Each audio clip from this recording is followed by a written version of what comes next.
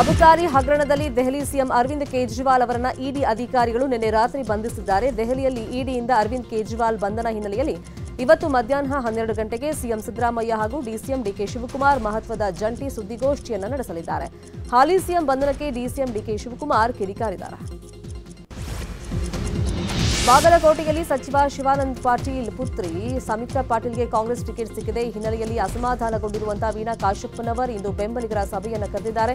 ಬೆಳಗ್ಗೆ 10 ಚರಂತಿಮಠ ಕಲ್ಯಾಣ ಮಂಟಪದಲ್ಲಿ ಬೆಂಬಲಿಗರ ಸಭೆ ನಡೆಯಲಿದ್ದು ಬಂಡಾಯವಾಗಿ ಸ್ಪರ್ಧೆ ಮಾಡುವ ಬಗ್ಗೆ ನಿರ್ಧಾರ ಪ್ರಕಟಿಸುವಂತ ಸಾಧ್ಯತೆ ಇದೆ. ಲೋಕಸಭೆ ಚುನಾವಣೆ ಅಭ್ಯರ್ಥಿಗಳ ಆಯ್ಕೆ ಅಂತಿಮ ಘಟ್ಟ ತಲುಪ್ತಾ ಇದ್ದಂತೆ ಕಾಂಗ್ರೆಸ್ ಪಕ್ಷ ಚುನಾವಣಾ ಪ್ರಚಾರಕ್ಕೆ ರೂಪುರೇಷೆ ಸಿದ್ಧಪಡಿಸಿಕೊಂಡಿದೆ. ಜನಶಕ್ತಿ ಹೆಸರಲ್ಲಿ ತಿಂಗಳ ಅಂತ್ಯಕ್ಕೆ ಚುನಾವಣಾ ಪ್ರಚಾರಕ್ಕೆ ಚಾಲನೆ ಕೊಡುವುದಕ್ಕೆ ಸಜ್ಜಾಗಿದೆ. ರಾಜ್ಯಾದ್ಯಂತ 30 ದಿನಗಳ ಕಾಲ ನಡೆಯಲಿರುವಂತಹ ಜನಶಕ್ತಿ ಪ್ರಚಾರಕ್ಕೆ ಮಾರ್ಚ್ 28 ಅಥವಾ 29ರಂದು ಎಐಸಿಸಿ ಅಧ್ಯಕ್ಷ ಮಲ್ಲಿಕಾರ್ಜುನ ಖರ್ಗೆ ಹಾಗೂ ಕಾಂಗ್ರೆಸ್ ನಾಯಕ ರಾಹುಲ್ ಗಾಂಧಿ ಅವರು ಬೀದರ್ ಬಸವ ಕಲ್ಯಾಣದಿಂದ ಚಾಲನೆಯನ್ನ ನೀಡಲಿದ್ದಾರೆ. ತೀವ್ರ ಕುತೂಹಲ ಕೆರಳಿಸಿದ್ದ ನೈಋತ್ಯ ಪದವೀಧರ ಕ್ಷೇತ್ರದ ಕಾಂಗ್ರೆಸ್ ಟಿಕೆಟ್ ಆಯನೂರು ಮಂಜುನಾಥ್ ಪಾಲಾಗಿದೆ. ಬಿಜೆಪಿ ತೊರೆದು ಜೆಡಿಎಸ್ ಸೇರಿ ನಂತರ ಕಾಂಗ್ರೆಸ್ ಸೇರಿರುವಂತಹ ಮಾಜಿ ಸಂಸದ ಮಾಜಿ ಶಾಸಕ ಆಯನೂರು ಮಂಜುನಾಥ್ಗೆ ಕಾಂಗ್ರೆಸ್ ರಾಷ್ಟ್ರೀಯ ಅಧ್ಯಕ್ಷ ಮಲ್ಲಿಕಾರ್ಜುನ ಖರ್ಗೆ ಟಿಕೆಟ್ ಅನ್ನು ಕೊಟ್ಟಿದ್ದಾರೆ.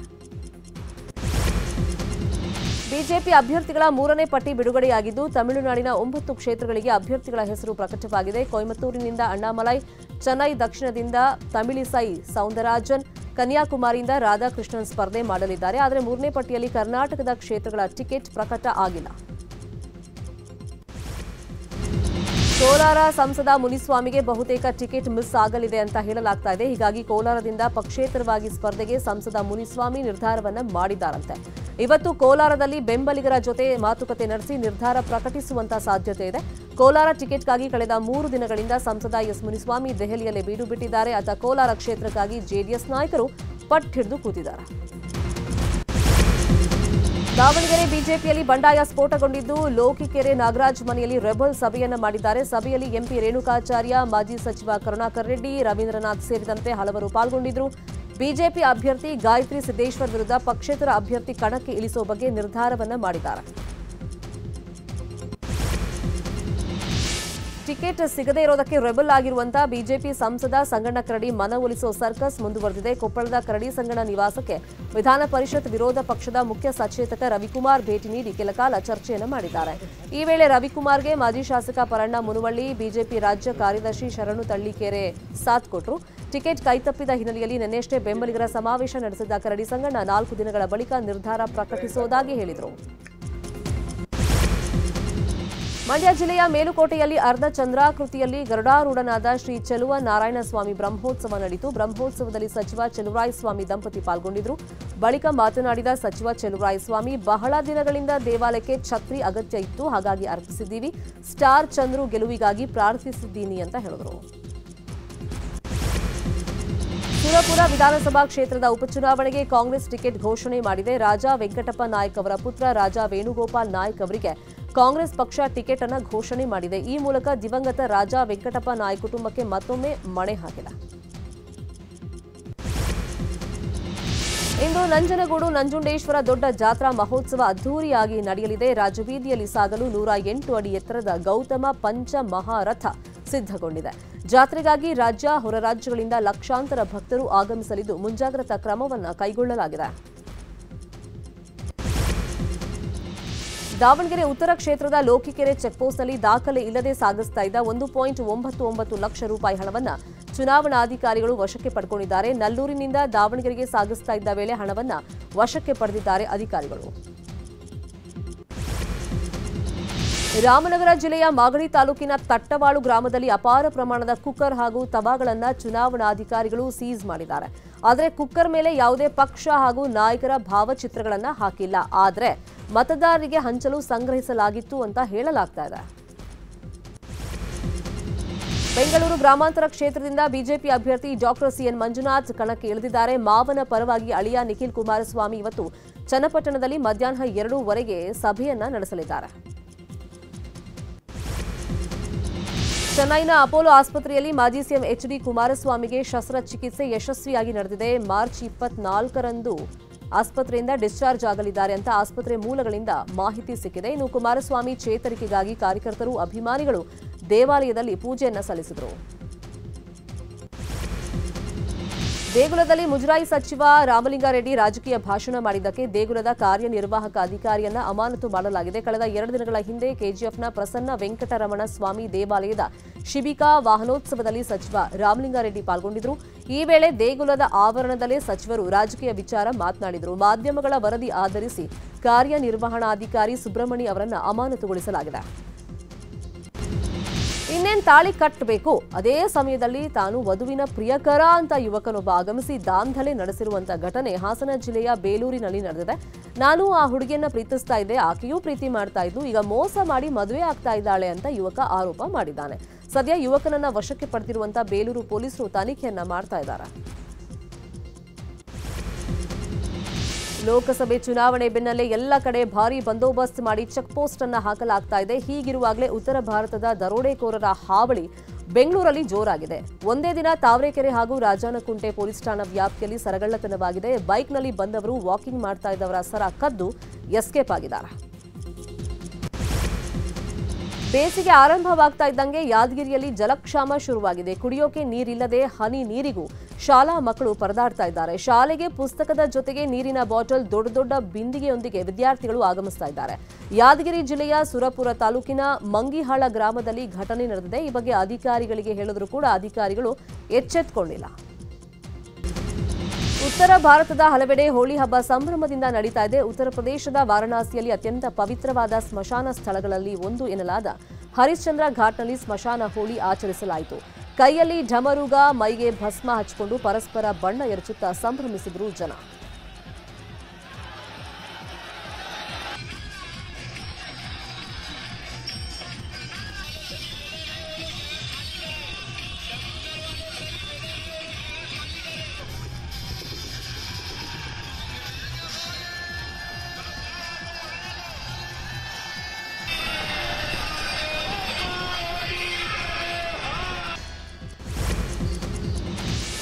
ಬಾಹ್ಯಾಕಾಶ ರಂಗದಲ್ಲಿ ತನ್ನ ಮಹತ್ವದ ಛಾಪು ಮೂಡಿಸುತ್ತಿರುವಂತಹ ಭಾರತ ಇಂದು ಮತ್ತೊಂದು ಸಾಧನೆಗೆ ಮುಂದಾಗಿದೆ. ಚಿತ್ರದುರ್ಗ ಜಿಲ್ಲೆ ಚಳ್ಳಕೆರೆಯಲ್ಲಿರುವಂತಹ ಡಿಆರ್ಡಿಒ ಆವರಣದಲ್ಲಿ ಮಹತ್ವದ ಪ್ರಯೋಗವೊಂದು ನಡೆಯಲಿದೆ. ಮರುಬಳಕೆ ಬಾಹ್ಯಾಕಾಶ ವಾಹನಗಳನ್ನು ಡಿಆರ್ಡಿಒ ಪ್ರಯೋಗಕ್ಕೆ ಒಳಪಡಿಸಲಿದ್ದು, ರನ್ವೇನಿಂದ ಪುಷ್ಪಕ್ ಗಗನ ನೌಕೆ ಆಗಸಕ್ಕೆ ಚಿಮ್ಮಲಿದೆ. 17ನೇ ಆವೃತ್ತಿಯ ಐಪಿಎಲ್ ಟೂರ್ನಿ ಇಂದಿನಿಂದ ಶುರುವಾಗಲಿದೆ. ಚೆನ್ನೈನ ಚೆಪಾಕ್ ಸ್ಟೇಡಿಯಂನಲ್ಲಿ ಮೊದಲ ಪಂದ್ಯ ನಡೆಯಲಿದೆ. ಮೊದಲ ಪಂದ್ಯದಲ್ಲೇ ರಾಯಲ್ ಚಾಲೆಂಜರ್ಸ್ ಬೆಂಗಳೂರು ವಿರುದ್ಧ ಹಾಲಿ ಚಾಂಪಿಯನ್ ಚೆನ್ನೈ ಸೂಪರ್ ಕಿಂಗ್ಸ್ ತಂಡ ಸೆಣಸಾಟವನ್ನು ನಡೆಸುತ್ತೆ. ಇನ್ನು ಆಘಾತಕ್ಕೀಡಾಗಿ ಕ್ರಿಕೆಟ್ನಿಂದ ದೂರ ಉಳಿದಿದ್ದ ರಿಷಬ್ ಪಂತ್ ಮೊದಲ ಬಾರಿಗೆ ಟಿ20 ಲೀಗ್ನ 17ನೇ ಆವೃತ್ತಿ ಮೂಲಕ ವೃತ್ತಿಪರ ಕ್ರಿಕೆಟ್ಗೆ ಮರಳಿದ್ದಾರೆ.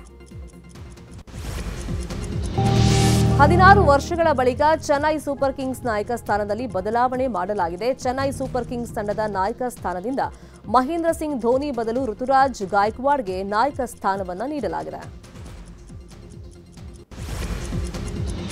ಐಪಿಎಲ್ ನಡೆಯೋ ವೇಳೆ ಹೆಚ್ಚಿನ ಸಂಖ್ಯೆಯಲ್ಲಿ ಬೆಟ್ಟಿಂಗ್ ನಡೆಯೋ ಬಗ್ಗೆ ಮಾಹಿತಿ ಸಿಕ್ಕಿದೆ. ರಾಜ್ಯ ಗುಪ್ತಚರ ಇಲಾಖೆಯಿಂದ ಕಮಿಷನರ್ ದಯಾನಂದ್ ಅವರಿಗೆ ಮುನ್ನೆಚ್ಚರಿಕೆ ವಹಿಸುವಂತೆ ಸೂಚನೆ ಬಂದಿದೆ. ಗುಪ್ತಚರ ಇಲಾಖೆಯ ಸೂಚನೆ ಬೆನ್ನಲ್ಲೇ ಎಲ್ಲ ಡಿಸಿಪಿಗಳಿಗೆ ಅಲರ್ಟ್ ಇರೋದಕ್ಕೆ ಸೂಚಿಸಿದ್ದಾರೆ ಪೊಲೀಸ್ ಕಮಿಷನರ್.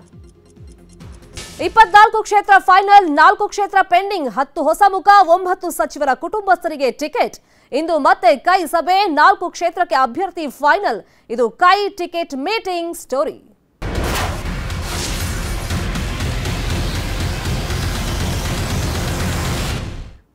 ಕಾಂಗ್ರೆಸ್ ಅಲ್ಲಿ ಅಳೆದು ತೂಗಿ 24 ಕ್ಷೇತ್ರಗಳಿಗೆ ಅಭ್ಯರ್ಥಿಗಳ ಹೆಸರನ್ನ ಫೈನಲ್ ಮಾಡಲಾಗಿದೆ. ಆದರೆ ಇನ್ನೂ 4 ಕ್ಷೇತ್ರಗಳು ಪೆಂಡಿಂಗ್ ಇದೆ.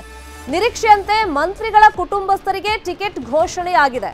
ಪ್ರಮುಖವಾಗಿ ಕೇಳಿಬರ್ತಾ ಇದ್ದಂತ ಹೆಸರು ಲಕ್ಷ್ಮೀ ಹೆಬ್ಬಾಳ್ಕರ್ ಪುತ್ರ ಮೃಣಾಲ್ ಹೆಬ್ಬಾಳ್ಕರ್, ಸತೀಶ್ ಜಾರಕಿಹೊಳಿ ಪುತ್ರಿ ಪ್ರಿಯಾಂಕಾ ಜಾರಕಿಹೊಳಿ, ಈಶ್ವರ್ ಖಂಡ್ರೆ ಮಗ ಸಾಗರ್ ಖಂಡ್ರೆಗೂ ಕೂಡ ಟಿಕೆಟ್ ಘೋಷಣೆಯಾಗಿದೆ. ಇನ್ನೊಂದು ಕಡೆ ರಾಮಲಿಂಗಾರೆಡ್ಡಿ ಪುತ್ರಿ ಸೌಮ್ಯಾ ರೆಡ್ಡಿಗೂ ಕೂಡ ಟಿಕೆಟ್ ಘೋಷಣೆ ಆಗಿದೆ. ಎಸ್ ಮಲ್ಲಿಕಾರ್ಜುನ್ ಪತ್ನಿ ಪ್ರಭಾ ಮಲ್ಲಿಕಾರ್ಜುನ್ಗೂ ಟಿಕೆಟ್ ಘೋಷಣೆ ಆಗಿದೆ. ಈಗ ಪ್ರಮುಖವಾಗಿ 4 ಕ್ಷೇತ್ರಗಳು ಕಾಂಗ್ರೆಸ್ ನಾಯಕರಿಗೆ ಹೈಕಮಾಂಡ್ಗೆ ತಲೆನೋವಾಗಿದೆ. ಕೋಲಾರ, ಬಳ್ಳಾರಿ, ಚಿಕ್ಕಬಳ್ಳಾಪುರ, ಚಾಮರಾಜನಗರ. ಇವತ್ತು ಈ 4 ಕ್ಷೇತ್ರಗಳ ಅಭ್ಯರ್ಥಿ ಆಯ್ಕೆಗೆ ಸಿಎಂ ಹಾಗೇನೆ ಡಿಸಿಎಂ ಸಭೆಯನ್ನು ನಡೆಸ್ತಾರೆ.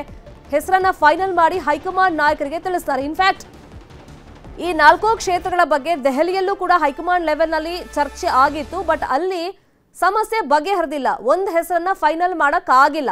ಅದಕ್ಕೋಸ್ಕರನೇ ರಾಜ್ಯ ನಾಯಕರಿಗೆ ಸಿಎಂ ಹಾಗೇನೆ ಡಿಸಿಎಂಗೆ ಹೈಕಮಾಂಡ್ ನಾಯಕರೇ ತಿಳಿಸಿದ್ರು, ಒಂದು ಕೆಲಸ ಮಾಡಿ, ನೀವೇ ಇದ್ರ ಬಗ್ಗೆ ಸಭೆ ನಡೆಸಿ ಸ್ಥಳೀಯ ನಾಯಕರ ಅಭಿಪ್ರಾಯ ಸಂಗ್ರಹ ಮಾಡಿ, ಯಾರು ಗೆಲ್ಬಹುದು ಅಂತ ಅನ್ಸುತ್ತೆ, ಕಾರ್ಯಕರ್ತರು ಯಾರ ಹೆಸರನ್ನ ಒಕ್ಕೊರಲಿನಿಂದ ಹೇಳ್ತಾರೆ ಅವ್ರ ಹೆಸರನ್ನ ಸೆಲೆಕ್ಟ್ ಮಾಡಿ ಆಯ್ಕೆ ಆದ್ಮೇಲೆ ಹೈಕಮಾಂಡ್ಗೆ ತಿಳಿಸಿ ಅಂತ ಹೈಕಮಾಂಡ್ ನಾಯಕರೇ ರಾಜ್ಯ ನಾಯಕರಿಗೆ ಹೇಳಿದ್ದಾರೆ. ಹಾಗಾಗಿ ಪ್ರಮುಖ ಕಗ್ಗಂಟಿರುವಂತ 4 ಕ್ಷೇತ್ರಗಳ ಬಗ್ಗೆ ಇವತ್ತು ಮತ್ತೆ ಕೈ ನಾಯಕರು ರಾಜ್ಯದಲ್ಲೇ ಮೀಟಿಂಗ್ ಅನ್ನ ನಡೆಸ್ತಾರೆ. ಇನ್ನೊಂದು ಕಡೆ ಈಗ ಕುಟುಂಬ ರಾಜಕಾರಣ ಕಾಂಗ್ರೆಸ್ ಮಾಡುತ್ತೆ ಅಂತ ಬಿಜೆಪಿಯವರು ಪದೇ ಪದೇ ಆರೋಪ ಮಾಡ್ತಾ ಇದ್ರಲ್ಲ, ಅದಕ್ಕೆ ಪುಷ್ಟಿ ಕೊಡುವಂತ ಬೆಳವಣಿಗೆ ಈ ಲಿಸ್ಟ್ ನಿಂದ ಸಿಗ್ತಾ ಇದೆ. ಯಾಕಂದ್ರೆ ಈಗ ಸಚಿವರ ಕುಟುಂಬಸ್ಥರಿಗೆ ಮಣೆಯನ್ನ ಹಾಕಲಾಗಿದೆ, ಮತ್ತೆ ಕುಟುಂಬ ರಾಜಕಾರಣದ ಮೊರೆ ಹೋಗಿದೆ ಕಾಂಗ್ರೆಸ್ ಅನ್ನೋ ಆರೋಪ ದೊಡ್ಡ ಮಟ್ಟದಲ್ಲಿ ಕೇಳಿ ಬರ್ತಾ ಇದೆ. ಈಗ 4 ಕ್ಷೇತ್ರ ಕಗ್ಗಂಟಿ ಯಾಕಾಗಿದೆ ಅಂತಂದ್ರೆ, ಈಗ ಕೋಲಾರದಲ್ಲಿ ಈಗ ಬಣ ರಾಜಕೀಯ ಜೋರಾಗಿ ನಡೀತಾ ಇದೆ. ಹಾಗಾಗಿ ತಮ್ಮದೇ ಬಣದ ನಾಯಕರಿಗೆ ಟಿಕೆಟ್ ಕೊಡಬೇಕು ಅಂತ ಹೇಳಿ ಒಂದ್ ಕಡೆ KH ಮುನಿಯಪ್ಪ ಡಿಮ್ಯಾಂಡ್ ಇಡ್ತಾ ಇದ್ದಾರೆ, ತನ್ನ ಅಳಿಯನಿಗೆ ಟಿಕೆಟ್ ಕೊಡಬೇಕು ಅಂತ. ಇನ್ನೊಂದ್ ಕಡೆ ರಮೇಶ್ ಕುಮಾರ್ ಬಣ ಹೆಂಗಾದ್ರೂ ಮಾಡಿ ಮುನಿಯಪ್ಪ ಅಳಿಯನಿಗೆ ಟಿಕೆಟ್ ಕೊಡಿಸಬಾರ್ದು, ತಮ್ಮ ಬೆಂಬಲಿತ ಅಭ್ಯರ್ಥಿಗೆ ಟಿಕೆಟ್ ಕೊಡಿಸಬೇಕು ಅಂತ ದೆಹಲಿ ಮಟ್ಟದಲ್ಲೂ ಲಾಬಿ ಮಾಡಿ ಬಂದಿದ್ರು.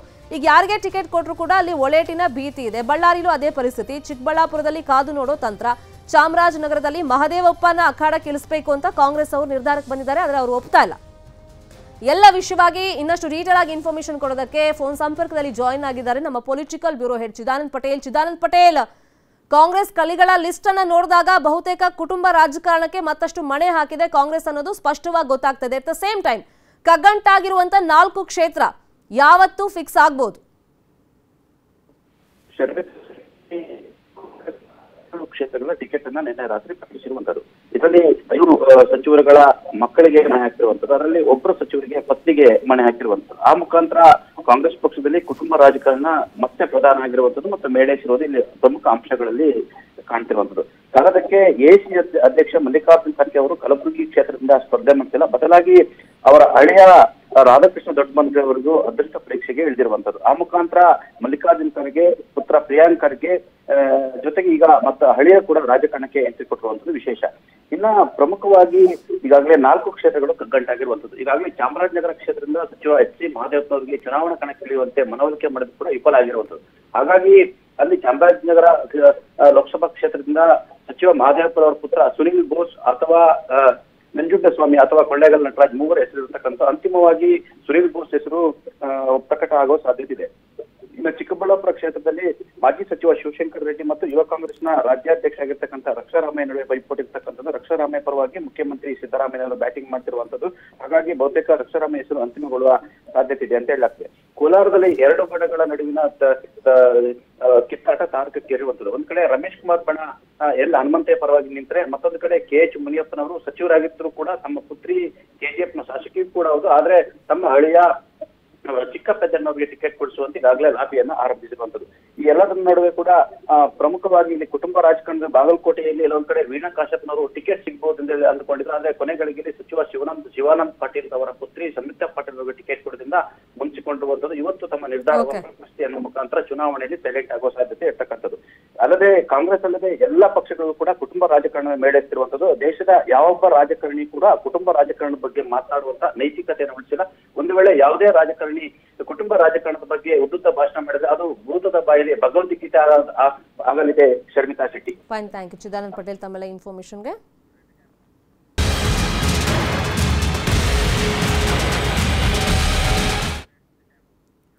ಅಬಕಾರಿ ಸ್ಕ್ಯಾಮ್ನಲ್ಲಿ ಇಡಿ ಅಧಿಕಾರಿಗಳು ದೆಹಲಿ ಸಿಎಂ ಅರವಿಂದ್ ಕೇಜ್ರಿವಾಲ್ ಅವರಿಗೆ ನೋಟಿಸ್ ಮೇಲೆ ನೋಟಿಸ್ ಇಶ್ಯೂ ಮಾಡಿದ್ರು. 9 ನೋಟಿಸ್ ಇಶ್ಯೂ ಮಾಡಿದ ಮೇಲೆ ಅದನ್ನ ಸ್ವೀಕರಿಸಿಲ್ಲ ಅನ್ನೋ ಕಾರಣಕ್ಕೆ ದೆಹಲಿ ಸಿಎಂ ಅರವಿಂದ್ ಕೇಜ್ರಿವಾಲ್ ಅವರನ್ನ ಬಂಧಿಸಲಾಗಿದೆ. ಅಬಕಾರಿ ಹಗರಣದಲ್ಲಿ ಕೇಜ್ರಿವಾಲ್ ಅರೆಸ್ಟ್ ಆಗಿದ್ದಾರೆ. ದೆಹಲಿಯ ಮನೆಯಲ್ಲೇ ಕೇಜ್ರಿವಾಲ್ ಅನ್ನ ಇಡಿ ಅಧಿಕಾರಿಗಳು ಬಂಧಿಸಿದ್ದಾರೆ. ಕೇಜ್ರಿವಾಲ್ ಬಂಧನವನ್ನ ಖಂಡಿಸಿ ಆಮ್ ಆದ್ಮಿ ಬೀದಿಗಿಳಿದಿದೆ. ಸಿಎಂ ಮನೆ ಮುಂದೆ ಆಪ್ ಕಾರ್ಯಕರ್ತರು ಬಂದಿದ್ದಾರೆ, ಜಮಾಯಿಸಿದ್ದಾರೆ. ಈ ನಿಲುವನ್ನ ಖಂಡಿಸ್ತಾ ಇದ್ದಾರೆ. ಅಂದ್ರೆ ಕೇಜ್ರಿವಾಲ್ ಪರವಾಗಿ ಘೋಷಣೆಗಳನ್ನ ಕೂಗಿದ್ರು. ಜೈಲಿನಿಂದಲೇ ಕೇಜ್ರಿವಾಲ್ ಆಡಳಿತ ನಡೆಸ್ತಾರೆ ಅಂತ ಆ ಪಕ್ಷ ಹೇಳ್ಕೊಂಡಿದೆ. ಇವತ್ತು ಮುಂದಿನ ಪ್ರೊಸೀಜರ್ಗಳಿಗೆ ಅಧಿಕಾರಿಗಳು ಅವರನ್ನ ಒಳಪಡಿಸ್ತಾರೆ. ಅಂದ್ರೆ ಕೇಜ್ರಿವಾಲ್ಗೆ ಮೆಡಿಕಲ್ ಟೆಸ್ಟ್ ನಡೆಸಿ ಕೋರ್ಟ್ಗೆ ಇಡಿ ಅಧಿಕಾರಿಗಳು ಹಾಜರುಪಡಿಸ್ತಾರೆ. ಮತ್ತಷ್ಟು ವಿಚಾರಣೆ ಹಿನ್ನೆಲೆಯಲ್ಲಿ ಅರವಿಂದ್ ಕೇಜ್ರಿವಾಲ್ರನ್ನ ವಶಕ್ಕೆ ಪಡೆಯುವಂತ ಸಾಧ್ಯತೆ ಇದೆ. ಇನ್ನೊಂದ್ ಕಡೆ ಕೇಜ್ರಿವಾಲ್ ಬಂಧನ ಖಂಡಿಸಿ ಆಪ್ ಸುಪ್ರೀಂ ಕೋರ್ಟ್ ಮೆಟ್ಲನ್ನ ಏರಿದೆ. ಇನ್ಫ್ಯಾಕ್ಟ್ ನಿನ್ನೆ ರಾತ್ರಿನೇ ಅವ್ರ ಬಂಧನ ಆಗ್ತಾ ಇದ್ದಂಗೆ ಇದನ್ನ ತುರ್ತು ವಿಚಾರಣೆಗೆ ಕೈಗೆತ್ಕೊಳ್ಬೇಕು ಅಂತ ಹೇಳಿ ಸುಪ್ರೀಂ ಕೋರ್ಟ್ ಕದವನ್ನ ತಟ್ಟಲಾಗಿತ್ತು. ಆದ್ರೆ ಸುಪ್ರೀಂ ಕೋರ್ಟ್ ಇದನ್ನ ನಿರಾಕರಿಸಿತು. ಹಾಗಾದ್ರೆ ಏನಿದು ದೆಹಲಿ ಅಬಕಾರಿ ನೀತಿ ಹಗರಣ? ಕ್ವಿಕ್ ಆಗಿ ಅದ್ರ ಬಗ್ಗೆ ಇನ್ಫಾರ್ಮೇಶನ್ ಕೊಡ್ತಾ ಹೋಗೋದಾದ್ರೆ, ಆಯ್ದ ವ್ಯಕ್ತಿಗಳಿಗೆ ಲಾಭ ತರುವಂತೆ ಲಿಕ್ಕರ್ ಲೈಸೆನ್ಸ್ ಅನ್ನ ನೀಡಲಾಗ್ತಾ ಇತ್ತು. ನವೆಂಬರ್ 17, 2021ರಂದು ದೆಹಲಿಯಲ್ಲಿ ಈ ಹೊಸ ಅಬಕಾರಿ ನೀತಿಯನ್ನ ಜಾರಿಗೆ ತರಲಾಯಿತು. ಇದರಲ್ಲಿ ಭ್ರಷ್ಟಾಚಾರ ಆಗಿದೆ ಅನ್ನೋ ಆರೋಪ ಕೇಳಿಬಂತು. ದೆಹಲಿಯಲ್ಲಿ ಮದ್ಯ ತೆರೆಯೋದಕ್ಕೆ ಅಂದ್ರೆ ಮದ್ಯ ಮಳಿಗೆಯನ್ನ ತೆರೆಯೋದಕ್ಕೆ ಲೈಸೆನ್ಸ್ ಅನ್ನು ನೀಡಲಾಗ್ತಾ ಇತ್ತು.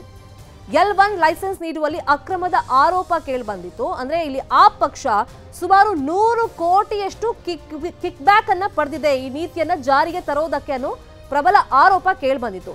ಇನ್ನು ಇಡಿ ಚಾರ್ಜ್ ಶೀಟ್ ನಲ್ಲಿ ದೆಹಲಿ ಸಿಎಂ ಹೆಸರು ಕೂಡ ಉಲ್ಲೇಖ ಆಗಿತ್ತು. ಇನ್ನು ಅಬಕಾರಿ ನೀತಿ ಅಕ್ರಮಗಳ ಬಗ್ಗೆ ಫಸ್ಟ್ ಎಂಟ್ರಿ ಆಗೋದು ಎಲ್ಜಿಗೆ ವರದಿಯನ್ನು ನೀಡಲಾಗುತ್ತೆ. ಅಕ್ರಮದ ಬಗ್ಗೆ ಸಿಬಿಐ ತನಿಖೆಗೆ ನೀಡಲಾಗುತ್ತೆ. ಸಿಬಿಐ ಎಂಟ್ರಿ ಆದ್ಮೇಲೆ ಪ್ರಮುಖವಾಗಿ 15 ಜನರ ಹೆಸರು ಈ ಕೇಸ್ನಲ್ಲಿ, ಈ ಸ್ಕ್ಯಾಮ್ನಲ್ಲಿ ಕೇಳಿಬರುತ್ತೆ. ಅದರಲ್ಲಿ ಸರ್ಕಾರದ ಭಾಗವಾಗಿದ್ದಂತ ಮನೀಶ್ ಸಿಸೋಡಿಯಾ ಮನೆಯನ್ನ ಶೋಧ ಮಾಡಲಾಗುತ್ತೆ. ಅಲ್ಲಿಂದ ಶುರುವಾಯಿತು ನೋಡಿ ರಾಜಕೀಯದ ಆರೋಪ ಪ್ರತ್ಯಾರೋಪಗಳು. ಅಂದ್ರೆ ದೆಹಲಿಯಲ್ಲಿ ನಾವು ಅಧಿಕಾರದಲ್ಲಿ ಕೂತಿರೋದನ್ನ ಬಿಜೆಪಿ ಅವರಿಗೆ ಸಹಿಸಿಕೊಳ್ಳೋಕೆ ಆಗ್ತಾ ಇಲ್ಲ, ಅದಕ್ಕೆ ಎಲ್ಜಿ ಅವರಿಂದ ಸಿಬಿಐ ತನಿಖೆಯನ್ನ ನಡೆಸಿ ಈ ರೀತಿ ಸುಖಾಸುಮ್ನೆ ಆರೋಪಗಳನ್ನ ಮಾಡಲಾಗ್ತಿದೆ ಅಂತ ಹೇಳಿ ಆಪ್ ಆಗಿನಿಂದಲೂ ಕೂಡ ಪ್ರತಿಭಟನೆಯನ್ನ ಮಾಡ್ತಲೇ ಇತ್ತು. ಮನೀಶ್ ಸಿಸೋಡಿಯಾ ಹೆಸರು ಕೇಳಿ ಬಂದ ಮೇಲೆ ಕೆಸಿಆರ್ ಹೆಸರು ಕೂಡ ಈ ಕೇಸಲ್ಲಿ ತಳುಕು ಹಾಕೊಂಡಿತ್ತು. ಇದೇ ವಿಚಾರವಾಗಿ ಮೊನ್ನೆ ಕೆಸಿಆರ್ ಪುತ್ರಿ ಕವಿತಾ ಅವರನ್ನು ಕೂಡ ಇಡಿ ಅಧಿಕಾರಿಗಳು ವಶಕ್ಕೆ ಪಡ್ಕೊಂಡಿದ್ದಾರೆ. ಈಗ ಅರವಿಂದ್ ಕೇಜ್ರಿವಾಲ್ ಅವರ ಸರದಿ. ಇವಿಷ್ಟು ಸದ್ಯದ ನ್ಯೂಸ್ ಅಪ್ಡೇಟ್ಸ್. ನೋಡ್ತಾರೆ ನ್ಯೂಸ್ 18 ಕನ್ನಡ. ಜಾಲ ನಮ್ಮದು, ಬಲ ನಿಮ್ಮದು.